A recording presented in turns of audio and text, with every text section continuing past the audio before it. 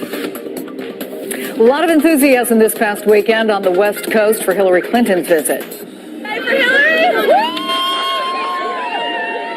From Los Angeles to Northern California, everybody seemed to be waiting for the same thing. Was she going to give any hints about her plans for 2016?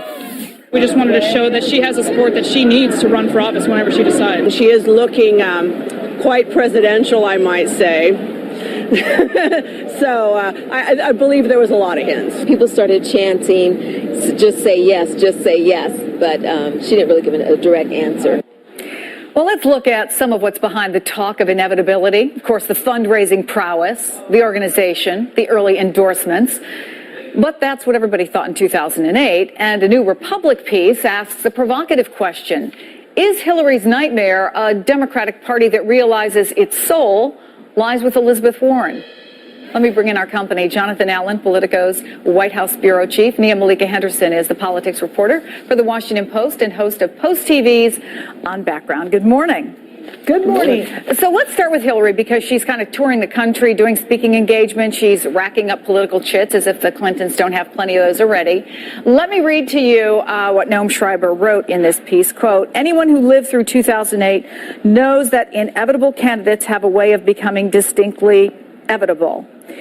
Jonathan, is that Hillary's biggest problem, is this sense of inevitability? Certainly, it's something that hurt her in 2008. I think she's spent a lot of this year trying to be as much under the radar as possible for her, which is essentially impossible, to borrow Noam's construct of inevitable to evitable. She's tried to make that possible. It's been impossible. But I think the plan has been to lie low as much as she can and try to preserve the political capital she had coming out of the State Department, where she was seen as above the partisan fray. I think in 2014 you're going to see a lot more explicitly political work. And as much as we talk about Hillary already, Nia-Malika, then that leads to the question of, if not Hillary, who? Let me quote again. The candidate would almost certainly have to be a woman, given Democrats' desire to make history again. She would have to amass huge piles of money with relatively little effort. Above all, she would have to awaken in Democratic voters an almost evangelical passion. As it happens, there is precisely such a person. Her name is Elizabeth Warren. And they make the comparison to Bill de Blasio, kind of indicating maybe a liberal's time has come. What do you think about that? Well, I think the big question, as that article raises, is if not Hillary, who? Is it Warren? Can she actually excite that passion among that Obama coalition? Latinos, African Americans, young people, women. It's not clear to me whether or not she's just a boutique candidate right now. And if she's just a boutique candidate, can she essentially become a superstore type candidate in the way that you already see that Hillary Clinton is, in the way that Obama was able to do with that grassroots organization? I think the big question for Democrats right now is that they do seem to have all of their eggs in the Hillary basket. And then on the right, you, of course, have somebody like Chris Christie, who is very much a breath of fresh air. I think Warren is more of a breath of fresh air, but I think she's 15 years older or so than Chris Christie. So you wonder if he's going to be able to really capitalize on that. Listen to us, assuming assuming that all of these people run, right? That's sort of what we're saying, right? This piece also talks about Warren's persona, and there's almost sort of this disconnect. She has not been somebody, Jonathan, who's been hogging the spotlight. She's not doing lots of filibusters and press conferences like, say, Ted Cruz. She has been described as deferential in the Senate. She's clearly well liked by her colleagues. But this piece describes her first ever Senate Banking Committee hearings, where it claims she set off a national furor with these comments.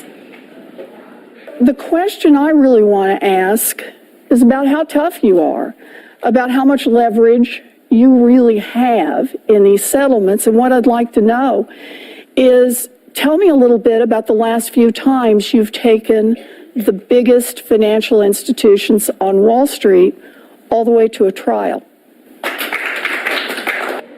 And she almost stunned the room into silence at that point. And Jonathan, that video has been viewed online 1 million times.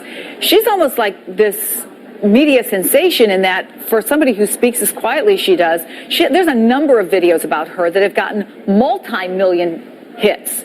What is it about her?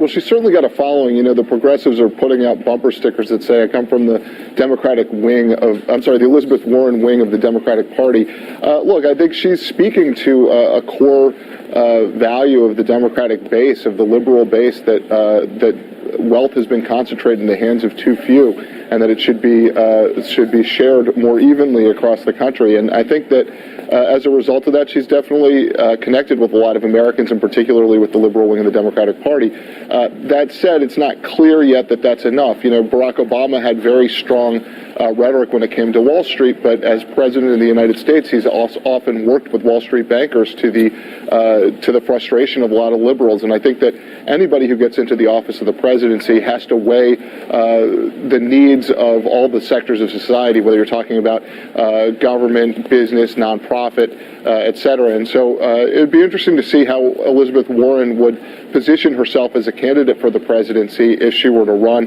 Again, she was one of 20 senators, Democratic women senators, who signed a letter endorsing Hillary to run. Yeah, that's right. Right. So really quickly, Nia-Malika, I think that the key question here is, and again, we're out of time, what are the chances Hillary doesn't run, which obviously would be a big opening for somebody like Elizabeth Warren? That's right. I mean, from the folks I've talked to who are close to people in the Hillary camp, it's a yes until it's a no. And who knows what would make it a no? Would it be a health issue? Would she sense that there is this growing Obama fatigue? That's the question, whether or not people would see a Hillary Clinton candidacy in 2016 as a third Obama term. And you see how well that worked out for somebody like Christine Quinn in New York.